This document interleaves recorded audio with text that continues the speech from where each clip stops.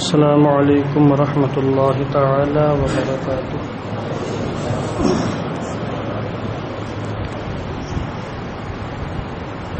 نحمده ونصلي ونسلم على رسوله الكريم، أما بعد، فقد قال الله تعالى في القرآن المجيد والفرقان الحميد: الذين ينفقون أموالهم في سبيل الله ثم لا يتبعون ما أنفقوا منا ولا أذى لهم أجرهم عند ربهم ولا خوف عليهم ولا هم يحزنون۔ صدق الله العظيم وصدق رسوله النبي الأمين المكين الكريم، ونحن على ذلك لمن الشاهدين والشاكرين والحمد لله رب العالمين۔ مولاي صل وسلم دائما أبدا على حبيبك خير الخلق كلهم،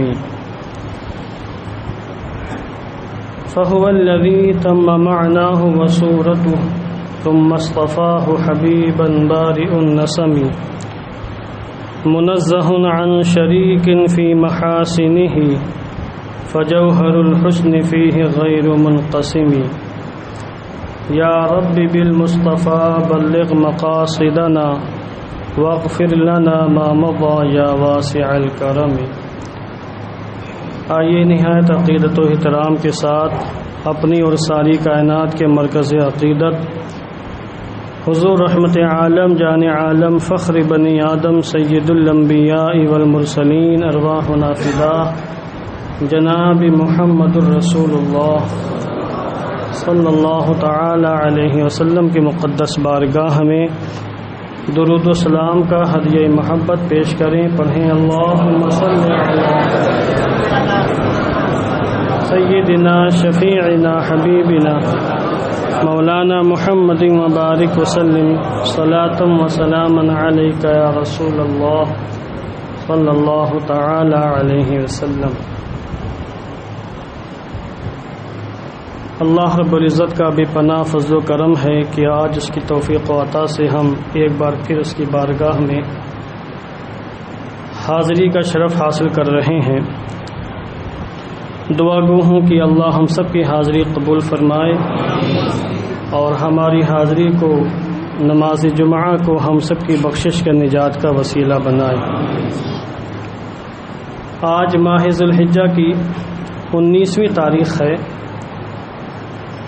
اسی ماہ کی 18ویں تاریخ کو اور ایک قول کے مطابق 17ویں تاریخ کو اور ایک قول کے مطابق ایام تشریق میں خلیفہ سوم حضرت سیدنا امیر المومنین خلیفۃ المسلمین داماد مصطفیٰ ذو النورین حضرت عثمان بن عفان رضی اللہ تبارک و تعالی عنہ کی دلدوز شہادت کا واقعہ پیش آیا۔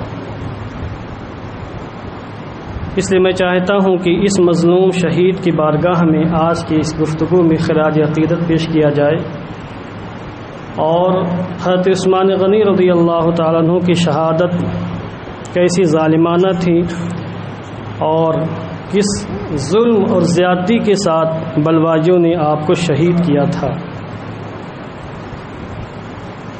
آج ہمارا المیہ یہ ہے کہ ہم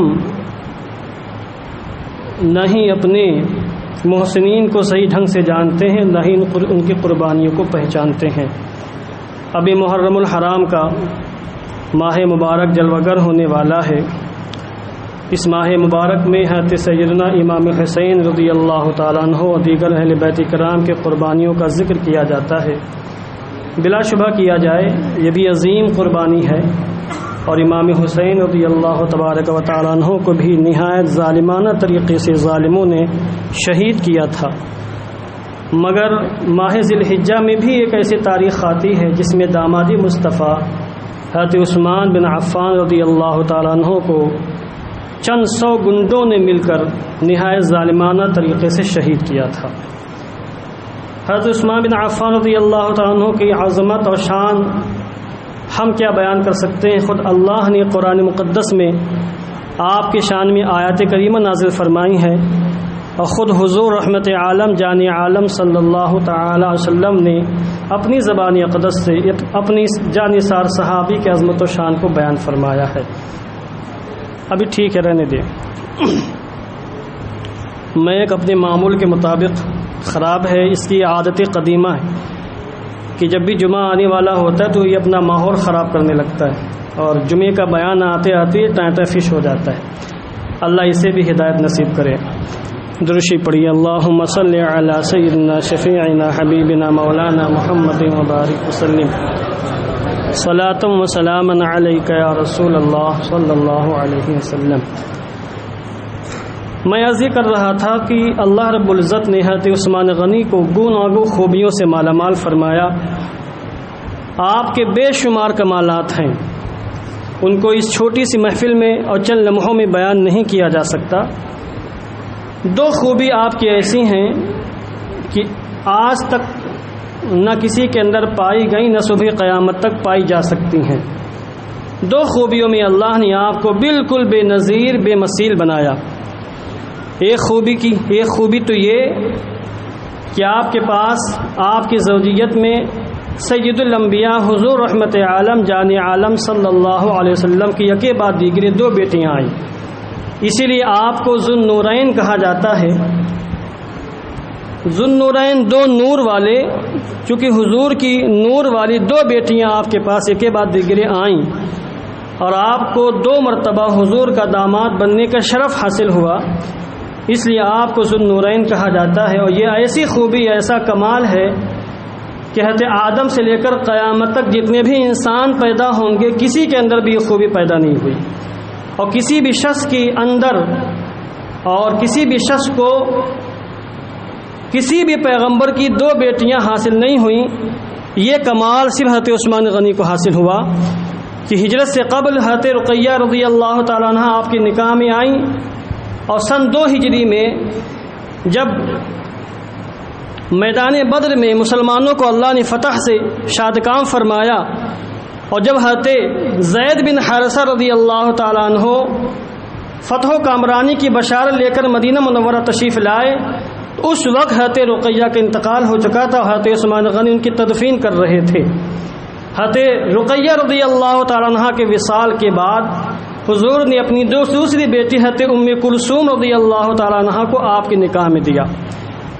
اس مقام پر ایک مجھے واقعہ یاد آ رہا ہے، بہت پہلے میں نے المواہب اللدنیہ کے اندر جو سیرت کی بڑی مشہور کتاب ہے اس کے اندر علامہ قسطلانی نے اس کو نقل کیا ہے کہ جب حضرت رقیہ کا وصال ہو گیا تو حضرت عثمان غنی غمگین رہنے لگے، کیونکہ حضور سے جو ان کا رشتہ دامادی تھا بظاہر منقطع ہو چکا تھا۔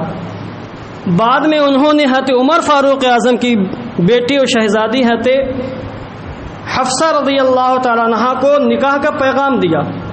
حضرت عمر فاروق اعظم کے ذریعے عمر فاروق اعظم خاموش رہے۔ یہ بات حضور کو پتہ چلی تو آپ نے عمر فاروق اعظم کو بلایا اور کہا، اے عمر، کیا میں تم کو ایک چیز نہ بتا دوں؟ تو کہا حضور ارشاد فرمائیں۔ کہا میں نے سنا ہے کہ عثمان نے تمہاری بیٹی کو نکاح کا پیغام دیا ہے۔ بلا بولے یا رسول اللہ، جی ہاں، انہوں نے میری بیٹی کو نکاح کا پیغام دیا ہے۔ کہا تمہاری کیا رائے ہے؟ کہا حضور میں نے کوئی فیصلہ نہیں کیا ہے، بعض روایتوں میں یہ آیا کہ عمر فاروق اعظم نے منع فرما دیا تھا کسی مصلحت کی وجہ سے، مگر بعض روایتوں میں یہ بھی آیا کہ آپ خاموش رہے تو حضور نے بہت پیاری بات ارشاد فرمائی اور کہا، اے عمر، کیا میں تمہاری بیٹے کے لیے عثمان سے بہتر رشتہ نہ بتا دوں؟ کہا حضور اس سے بہتر کیا ہوگا کہ میری بیٹی کو عثمان سے بہتر رشتہ مل جائے؟ اور کہا، اے عمر، کیا میں عثمان کے لیے تمہاری بیٹی سے بہتر رشتہ نہ دے دوں؟ کہا حضور اس سے بہتر کیا بات ہوگی کہ میری بیٹی سے بہتر کوئی بیٹی، کوئی شہزادی عثمان غنی کے نکاح میں آ جائے؟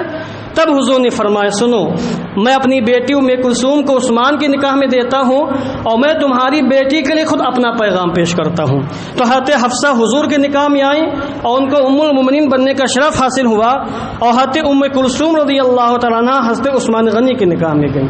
یہ پورا واقعہ تفصیل کے ساتھ امام قسطلانی نے روایت کیا ہے المواہب اللدنیہ کے اندر۔ بہرحال حضرت ام کلثوم کا سن 9 ہجری میں وصال ہوا، 9 ہجری، اس وقت حضور رحمت عالم جان عالم نہت علی مولا کائنات شیر خدا سے فرمایا، اے علی، عثمان کا مقام میرے نزدیک یہ ہے کہ اگر میری 40 بیٹیاں بھی ہوتی اور یکے بعد دیگرے سب کا انتقال ہوتا جاتا تو میں ایک ایک عثمان غنی کے نکاح میں دیتا چلا جاتا۔ یہ ہے عثمان غنی کا مقام۔ آج بدتمیز قسم کے لوگ، رافضی قسم کے لوگ، سڑے بدبودار رافضیت پھیلانے والے بکواس کرتے ہیں کہ عثمان غنی حضور کے داماد نہیں ہیں۔ بغض و نفرت اتنی بھری ہوئی ہے کہ حضرت رقیہ، حضرت ام کلثوم سلام اللہ علیہما کے حضور کے شہزادے ہونے کا اس طرح سے انکار کر دیتے ہیں اور یہ کہتے ہیں کہ حضور کی تو ایک ہی بیٹی تھی حضرت فاطمہ، حضرت ام کلثوم، حضرت رقیہ، حضرت زینب، یہ حضور کی بیٹی ہی کب ہیں؟ ایسا کہنا یہ قرآن مقدس کی آیت کا انکار ہے، ہزاروں احادیث کریمہ کا انکار ہے، اور بھری دھوپ میں سورج کا انکار ہے، چاندنی میں چاند کا انکار ہے، اور اس روئے زمین پر سمندروں کے وجود کا انکار ہے، درختوں کے وجود کا انکار ہے۔ جس طرح کوئی انسان زمین پر رہ کر درختوں کے وجود کا انکار کرے، سمندر کے وجود کا انکار کرے، بھرے دن میں سورج کے وجود کا انکار کرے، چاندنی میں چاند کے وجود کا انکار کرے، تو اس کو سوائے باولے پگلے کے کچھ اور نہیں کہا جا سکتا۔ اسی طریقے سے آیت کریمہ کے ہوتے ہوئے، احادیث نبویہ کے ہوتے ہوئے کوئی بدتمیز گستاخ رسول یہ کہے کہ حضور کی بیٹی صرف ایک ہیں اور حضور کے داماد صرف علی مولا کائنات ہیں اور حضرت عثمان غنی حضور کے داماد نہیں ہیں، تو اس کو صرف پاگل، مجنون، دیوانہ ہی کہا جا سکتا ہے۔ ایسے شخص کا اسلام سے کوئی تعلق نہیں، حضور کی حدیثوں سے اور قرآن مقدس کی آیت کریمہ سے ایسے شخص کا کوئی تعلق نہیں ہے۔ یہ اس قسم کی بدتمیزی کرتا ہے بغض و حسد میں آ کر۔ عثمان غنی کو اللہ نے بہت اونچا مقام عطا فرمایا۔ اگر حضور رحمت عالم نے جو عثمان غنی کو بشارتیں دیں ان کو ہی میں بیان کرتا چلوں تو بہت لمبا ٹائم ہو جائے گا، گفتگو زیادہ ہو جائے گی اور آپ کا جمعہ مؤخر ہو سکتا ہے۔ اس لیے میں وقت گفتگو کو مختصر کرتے ہوئے چند باتوں میں گفتگو ختم کرتا ہوں، اور جو چیز مجھے بیان کرنی ہے تو عثمان غنی کی ظالمانہ شہادت اور کس ظلم اور زیادتی کے ساتھ اور دردناک حادثے کے ساتھ عثمان غنی کو شہید کیا گیا اور اس کے پیچھے اسباب و عوامل کیا تھے ان کو میں اختصار کے ساتھ عرض کرنا چاہتا ہوں۔ بس ایک بات اور سماعت فرما لیں کہ حضرت عثمان غنی وہ ذات ہیں کہ جن کو حضور نے بار بار جنت کی بشارت دی، صرف ایک بار نہیں، بار بار جنت کی بشارت دیا ہے تو عثمان غنی رضی اللہ تعالیٰ عنہ کو یہ مقام ہے تو عثمان غنی کو حاصل ہے۔ بار بار جنت کی بشارت بھی دی اور بار بار شہادت کی خوشخبری بھی عطا فرمائی آپ کو۔ چنانچہ ایک مرتبہ احد کے پہاڑ پر، جس کا ذکر اس سے پہلے بھی میں نے 12 بیانات میں کیا جب میں نے غزوہ احد کا تذکرہ کیا تھا، کہ حضور رحمت عالم جبل احد پر موجود ہیں، حضرت عمر فاروق اعظم بھی ہیں، صدیق اکبر بھی ہیں اور حضرت عثمان غنی بھی ہیں۔ یہ 3 حضرات حضور کے ساتھ ہیں، اور بعض دیگر روایت اس میں علی شیر خدا کا نام بھی ہے۔ میں جو روایت پیش کر رہا ہوں اس میں حضرت علی کا نام نہیں ہے۔ اسی تھوڑی دیر میں غزوہ احد میں زلزلہ آ گیا، وہ تھر تھر تھر تھر کانپنے لگا۔ حضور نے ٹھوکر ماری اور کہا اثبت احد ما علیک الا نبی اور شہید اور صدیق اور صدیق اور شہیدان، اے احد ٹھہر جا، اس وقت تیرے اوپر نبی ہے، ایک صدیق ہے اور 2 شہید ہیں۔ اللہ اکبر۔ حضور نے ٹھوکر ماری، زلزلہ جاتا رہا۔ اس لیے ہمارے امام نے کہا کہ ایک ٹھوکر میں احد کا زلزلہ جاتا رہا، رکھتی ہیں کتنا وقار۔ اللہ اکبر۔ ایڑیاں، کہ یہ حضور کے ایڑیوں کا مقام ہے کہ ٹھوکر ماری احد کا زلزلہ ختم ہو گیا۔ اب اس حدیث پاک سے معلوم ہوا کہ حضور کو پتا تھا، احد کو یہ پتا تھا کہ میرے اوپر پیغمبر اعظم موجود ہیں، اور یہ معلوم ہوا کہ پہاڑ بھی حضور کی اطاعت کرتے ہیں، اور یہ بھی پتا چلا کہ حضور کو اللہ نے علم غیب عطا فرمایا اور آپ کو پتا تھا کہ جو 4 ہستیاں موجود ہیں ان میں عمر فاروق اعظم بھی شہید کیے جائیں گے، عثمان غنی بھی شہید کر دیے جائیں گے۔ چنانچہ ایک روایت میں آیا ہے کہ آپ مدینہ منورہ کے باغ میں آرام فرما تھے، جلوہ بار تھے، حضرت ابو موسیٰ اشعری رضی اللہ تعالیٰ عنہ آپ کے پاس تھے۔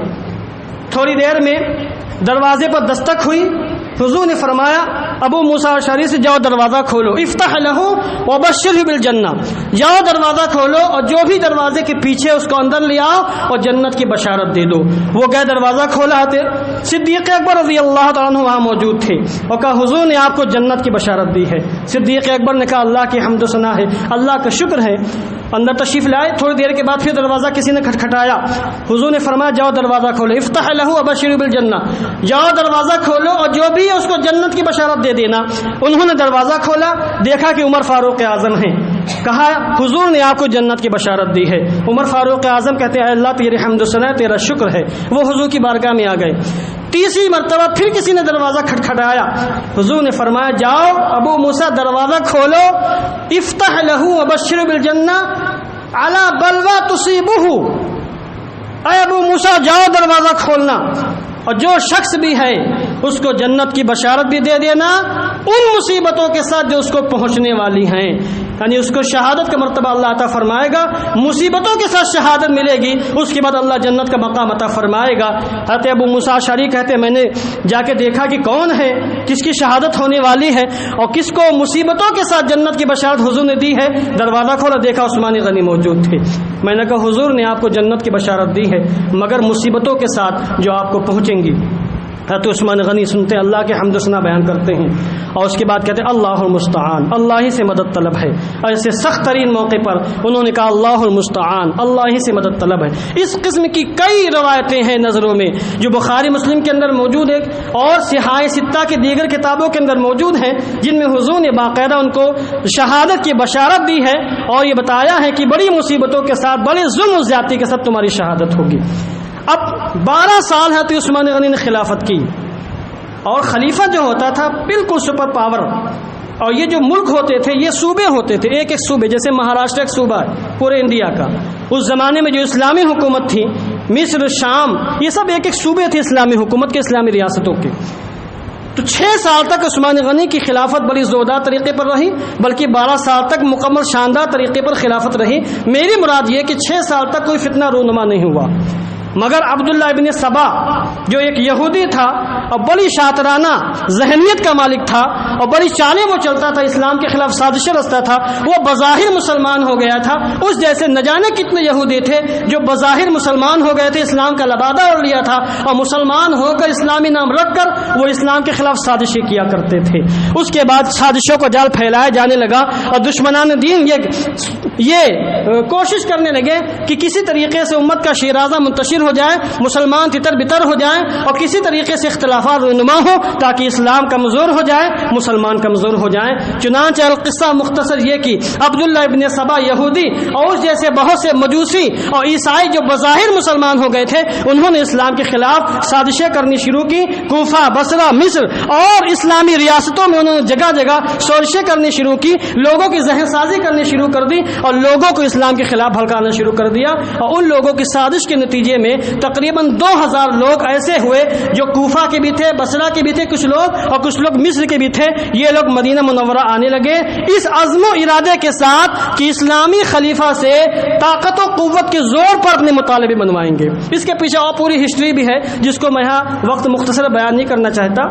وہ تقریباً 1700-1800 لوگ تھے، مدینہ منورہ آئے اور ان کی خواہش یہ تھی کہ ہم اپنے مطالبے رکھیں گے اور جب ہمارے مطالبے نہیں مانے جائیں گے تو ہم پھر ہنگامہ کریں گے۔ اور ان کو پتا تھا کہ عثمان غنی بہت نرم دل ہیں، وہ کسی بھی کلمہ پڑھنے والے کے خلاف کچھ نہیں کریں گے، نرم دلی کا ہم فائدہ اٹھائیں گے۔ وہ مدینہ منورہ آئے، حضرت عثمان غنی سے ملاقات کی اور پہلے دیگر صحابہ، حضرت علی شیر خدا، حضرت طلحہ، حضرت زبیر، حضرت سعد، کبار صحابہ وہاں موجود تھے، ان سے بھی انہوں نے باتیں کی۔ عثمان غنی کی بارگاہ میں گئے اور کہا ہمارے یہ مطالبے ہیں، بڑے مطالبے پیش کیے انہوں نے۔ حضرت عثمان غنی نے کہا ٹھیک ہے تمہارے مطالبے ہم تسلیم کر لیتے ہیں۔ انہوں نے کہا ہمارا ایک مطالبہ اور ہے، وہ مطالبہ یہ ہے کہ مصر کا جو گورنر ہے مصر کا، ہم اس سے راضی نہیں ہیں، وہ ظلم کرتا ہے۔ حضرت عبداللہ بن صعب بن ابو الصخر مصر کے گورنر تھے جو حضرت عمر فاروق اعظم کے زمانے سے وہاں کے گورنر تھے۔ انہوں نے کہا کہ ان کو آپ معزول کریں، ان کو ان کے منصب سے ہٹائیں، کرسی خالی کریں اور جس کو ہم کہیں اس کو آپ مصر کا گورنر بنائیں۔ حضرت عثمان غنی نے کہا ٹھیک ہے، کس کو بنانا چاہتے ہو؟ تو انہوں نے حضرت ابو بکر صدیق کے سب سے چھوٹے بیٹے حضرت محمد بن ابو بکر کا نام پیش کیا۔ یہ حضرت علی مولا کائنات کے پروردہ تھے۔ جب صدیق اکبر کا وصال ہوا تو ان کے وصال کے بعد یہ حضرت محمد پیدا ہو چکے تھے، ان کے وصال کے بعد ان کی ماں سے حضرت علی نے نکاح فرما لیا، تو حضرت محمد کی پرورش حضرت علی شیر خدا نے کی تھی۔ تو انہوں نے کہا ہم محمد بن ابو بکر کو مصر کا گورنر بنانا چاہتے ہیں. حضرت عثمان نے خط لکھ دیا, کہا ٹھیک ہے ہم جو ہے خط لکھ دیتے ہیں اور محمد بن ابو بکر کو مصر کا گورنر بنا رہے ہیں اور جو گورنر ہے اس کو معزول کرتے ہیں. بات ختم ہو گئی.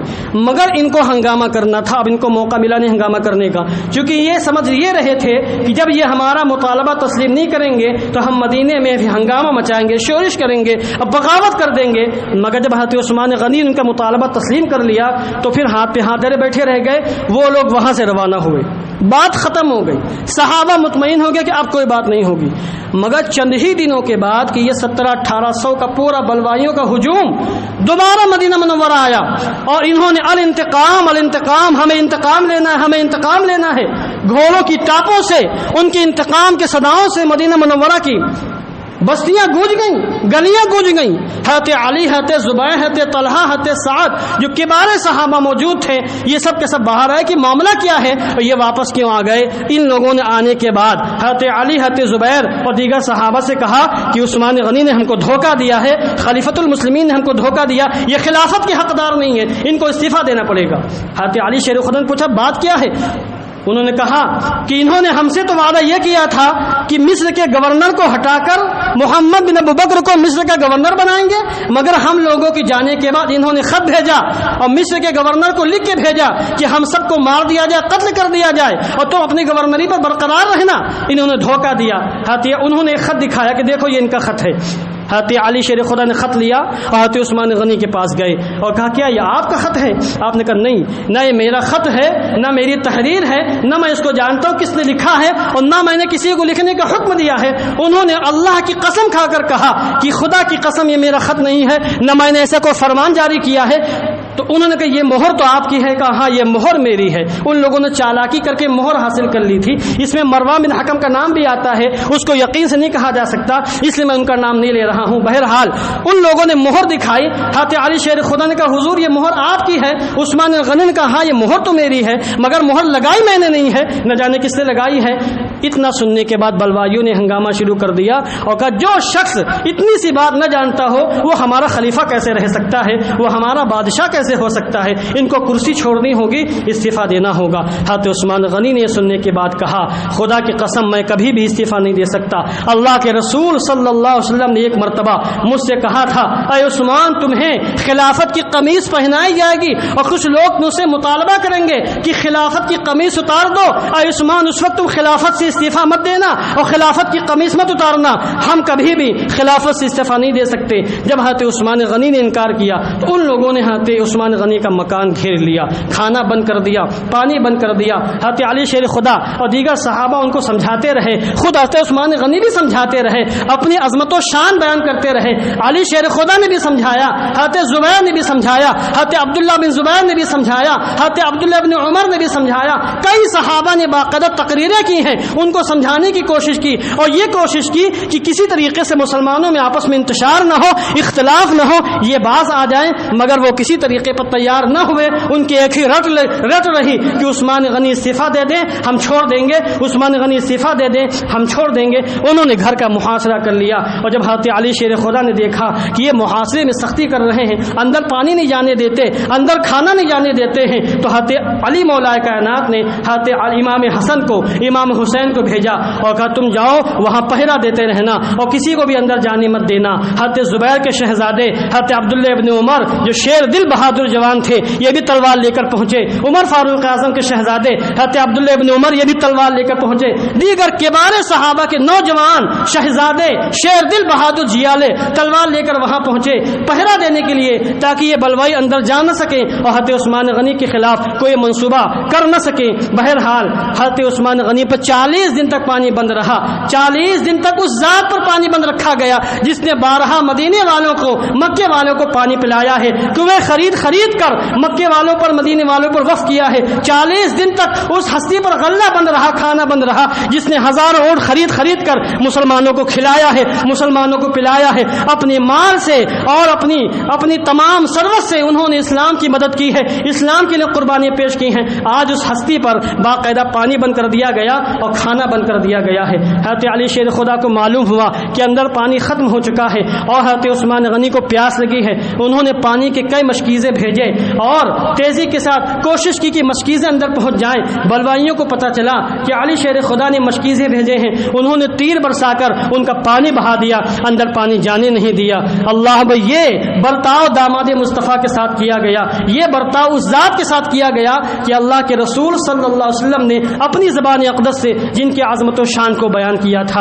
القصہ مختصر یہ کہ بلوائیوں کو سمجھانے کے بعد وہ لوگ نہیں سمجھے, اور صحابہ کرام یہ سمجھ رہے تھے کہ ممکن ہے معاملہ ٹھنڈا ہو جائے. ان کے وہم و گمان یہ بات نہیں تھی کہ عثمان غنی کو شہید کر دیا جائے گا. تبھی جب بلوائیوں نے یہ دیکھا کہ راستے بند ہیں, دروازوں سے اندر نہیں جایا جا سکتا ہے, تو ان لوگوں نے ترکیب نکالی اور چپکے سے پیچھے گئے اور پڑوس کے مکان میں چڑھ کر ان میں سے تقریباً 5 لوگ تھے. بعض روایتوں میں یہ آیا کہ 3 لوگ تھے, اس میں صدیق اکبر کے بیٹے بھی تھے جو بعد میں واپس آ گئے تھے شرمندہ ہو کر. وہ اس قتل سے بری ہیں, قتل میں وہ شامل نہیں تھے, البتہ داخل ہونے میں شامل تھے. گئے تھے غلط ارادے سے, مگر حضرت عثمان غنی کی باتیں سن کر شرمندہ ہو کر واپس آ گئے تھے. مگر 4 لوگ جو اندر داخل ہوئے تھے نہایت بدبخت تھے, اور جس وقت وہ داخل ہونے والے تھے اس سے پہلے حضرت عثمان غنی نے خواب دیکھا تھا. جمعے کا دن تھا اور ایک روایت کے مطابق ذی الحجہ کی 17 تاریخ تھی. آپ نے خواب دیکھا کہ آقا دو عالم جلوہ بار ہیں اور آپ کے پاس صدیق اکبر بھی ہیں, عمر فاروق اعظم بھی ہیں. حضور نے عثمان غنی سے کہا, اے عثمان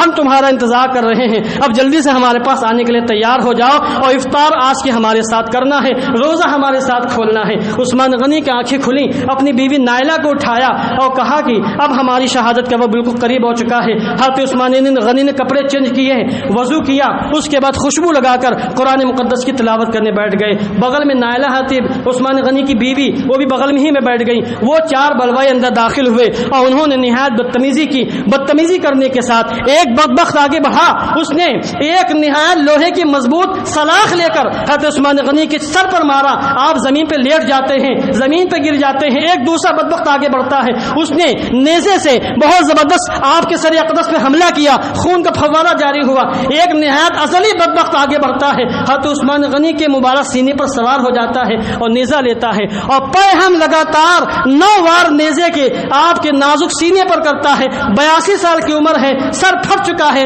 خون کا فوارہ جاری ہے, پھر بھی وہ بدبخت باز نہیں آتا اور آپ کے سینے کے نیزوں سے مکمل چھلنی کر دیتا ہے. اس کے بعد ایک آخری بدبخت آگے بڑھتا ہے اور تلوار چلاتا ہے. حضرت نائلہ ہاتھ آگے بڑھاتی ہیں, ان کے ہاتھ کی انگلیاں کٹ جاتی ہیں اور وہ تلوار حضرت عثمان غنی کے اوپر پڑتی ہے, اور پھر شمع حیات آپ کی بجھ جاتی ہے, آپ کی جان نکل جاتی ہے اور آپ کی روح قفس انسری سے پرواز کر جاتی ہے. حضرت نائلہ چیخ رہی تھی, مگر باہر بلوائیوں نے ایسا ہنگامہ برپا کر رکھا تھا کہ باہر آپ کی آواز نہیں جا سکی. حضرت نائلہ جب حضرت عثمان غنی شہید ہو گئے, انا للہ و انا الیہ راجعون, تو آپ اوپر گئی, چھت کے اوپر جا کر آپ نے روتے ہوئے چیختے ہوئے اعلان کیا کہ امیر المومنین داماد مصطفیٰ حضرت عثمان غنی کو ان ظالموں نے شہید کر دیا ہے. جب اتنا پتا چلا, امام حسین باہر تھے, امام حسن باہر تھے, یہ سب ہکا بکا رہ گئے کہ ہم تو دروازے پر موجود تھے, اندر کیسے پہنچ گئے ظالم. پتا چلا کہ ظالم پیچھے سے اندر گئے تھے. حضرت علی دوڑتے ہوئے باہر تشریف لائے. جب آپ کو معلوم ہوا کہ عثمان غنی شہید کر دیے گئے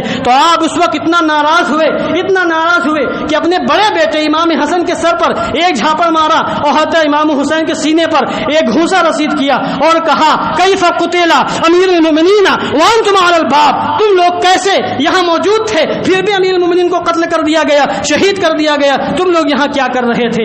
اللہم اس طریقے سے آپ کو شہید کر دیا گیا. القصہ مختصر یہ کہ شہادت سے پہلے حضرت مغیرہ بن شعبہ آپ کی بارگاہ میں آئے تھے اور کہا تھا, امیر المومنین آپ ہمیں اجازت دیں, یہ چند لوگ ہیں ان کو ہم پیس کر رکھ دیں گے, آپ ہمیں جنگ کی اجازت دے دیں. آپ نے کہا جنگ کی اجازت نہیں ہے, ہمیں قتل ہو جانا گوارا ہے, مگر میں یہ برداشت نہیں کر سکتا کہ میری وجہ سے مدینہ منورہ میں کسی مسلمان کا خون بہے. آپ کے پاس حضرت عبداللہ بن عمر آئے, کہا حضور ہمیں جنگ کی اجازت دے دیں, یہ چند لوگ ہیں ان کو مار بھگائیں گے, یہ سب نو مسلم ہیں, ہماری تلواروں سے مسلمان ہوئے ہیں اور آج بھی ان کے دلوں میں ہمارا اتنا خوف ہے کہ ہماری باتوں سے ڈر جاتے ہیں, خوف زدہ ہو جاتے ہیں, آپ صرف ہمیں اجازت دے دیں. آپ نے اجازت نہیں دی. مغیرہ بن شعبہ نے کہا, اگر آپ ہمیں جنگ کرنے کی اجازت نہیں دے رہے ہیں تو آپ مکۃ المکرمہ پیچھے کے راستے سے چلے جائیں. آپ نے کہا ہم مکۃ المکرمہ بھی نہیں جائیں گے, کیونکہ ہم کو پتا ہے اگر مکۃ المکرمہ ہم گئے تو یہ لوگ وہاں کی حرمت کو پامال کر دیں گے. مغیرہ بن شعبہ نے کہا کہ آپ پھر ملک شام چلے جائیں جہاں اسلامی فوج موجود ہے, لاکھوں کا لشکر جرار موجود ہے, یہ بلوائے کچھ نہیں کر سکیں گے. آپ نے کہا ہم حضور کا دیا چھوڑ کر جانا نہیں چاہتے ہیں. صحابہ کرام نے ہر ممکن کوشش کی کہ حضرت عثمان غنی جنگ کی اجازت دے دیں, ان سے مقابلہ کرنے کی اجازت دے دیں, مگر عثمان غنی نے موت کو شہادت کو گلے لگا لیا مگر کسی کو جنگ کرنے کی اجازت نہیں دی. یہ گوارا نہیں کیا کہ آپ کی وجہ سے مدینہ منورہ میں کسی مسلمان کا خون بہے. آج دنیا کی تاریخ اٹھا کے دیکھیں, حکومت بچانے کے لیے, کرسیاں بچانے کے لیے لوگ انسانوں کا قتل عام کر دیتے ہیں. ہزار نہیں لاکھوں لوگ مار دیے جاتے ہیں کسی ایک بادشاہ کی کرسی بچانے کے لیے. بادشاہ لوگ اپنی کرسیاں بچانے کے لیے اور انتقام کے آخری حد تک گزر جاتے ہیں. آپ ان بادشاہوں کا آپ مطالعہ کر لیں کہ انہوں نے کرسی بچانے کے لیے کیسے کیسے لوگوں کی جانیں لی ہیں, کیسی کیسی انہوں نے بدتمیزیاں پھیلائی ہیں, کیسی کیسی دہشت گردی پھیلائی ہے. مگر قربان جاؤں عثمان غنی پر کہ آپ نے شہید ہونا گوارا کر لیا اور یہ گوارا نہ کیا کہ آپ کی کرسی کی وجہ سے, خلافت کی وجہ سے کسی مسلمان کا خون بہہ جائے. اب آخر میں ہم حضرت عثمان غنی کی بارگاہ میں ان الفاظ کے ساتھ خراج عقیدت پیش کرتے ہیں کہ اے عثمان, آپ کے عظمتوں کو سلام, آپ نے شہادت کو گلے لگا لیا مگر یہ گوارا نہ کیا کہ آپ کی خلافت کی وجہ سے کسی مسلمان کا خون بہے. اے عثمان, آپ کی عظمتوں کو سلام کہ آپ نے شہادت کو گلے لگا لیا, یہ گوارا نہ کیا کہ حضور کے دیار میں مدینہ منورہ میں کسی کا خون بہے. اے عثمان, آپ کی عظمتوں کو سلام, آپ نے سینے کو چھلنی کروا لیا مگر یہ گوارا نہ کیا کہ مکہ المکرمہ کی حرمت پامال ہو جائے. اے عثمان, آپ کی عظمتوں کو سلام, آپ نے 40 دن تک بھوکے پیاسے رہنا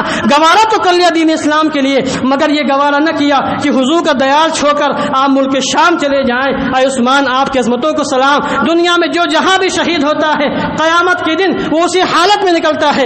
کوئی حالت حرام میں شہید ہوا, کوئی سجدے کی حالت میں شہید ہوا, کوئی رکوع کی حالت میں شہید ہوا, کوئی حالت قیام میں شہید ہوا. جو جس حالت میں شہید ہوا اسی حالت میں رب تعالیٰ کی بارگاہ میں حاضر ہوگا. اے عثمان, آپ کی عظمتوں کو سلام کہ آپ تلاوت قرآن کرتے ہوئے شہید ہوئے. کل قیامت کے میدان میں جب آپ کی حاضری رب تعالیٰ کی بارگاہ میں ہوگی تو آپ کی زبان پر تلاوت قرآن جاری ہوگی. اے عثمان, انسان شہید کا خون جہاں گرتا ہے وہ جگہ اس کے لیے گواہی دیتی ہے. جس شہید کا خون وادی احد میں گرا احد اس کے لیے گواہی دے گی. جس شہید کا خون بدر کے میدان میں گرا بدر کا میدان گواہی دے گا. جن شہداء باوفا کا خون میدان کربلا میں گرا میدان کربلا گواہی دے گا. اے عثمان, تمہاری عظمتوں کو سلام, تمہارا خون قرآن مقدس کی آیتوں پر گرا ہے. قیامت کے میدان میں قرآن مقدس کی آیتیں تمہاری شہادت کے حق میں گواہی دیں گی. دعا کرتا ہوں کہ اللہ عز و جل ہم سب کو حضرت عثمان غنی کی عظمت سمجھنے کی توفیق عطا فرمائے اور شہداء کرب و بلا کے ساتھ ساتھ حضرت عثمان غنی رضی اللہ تعالیٰ عنہ کے دردناک شہادت بیان کرنے کی بھی ہمیں توفیق عطا فرمائے.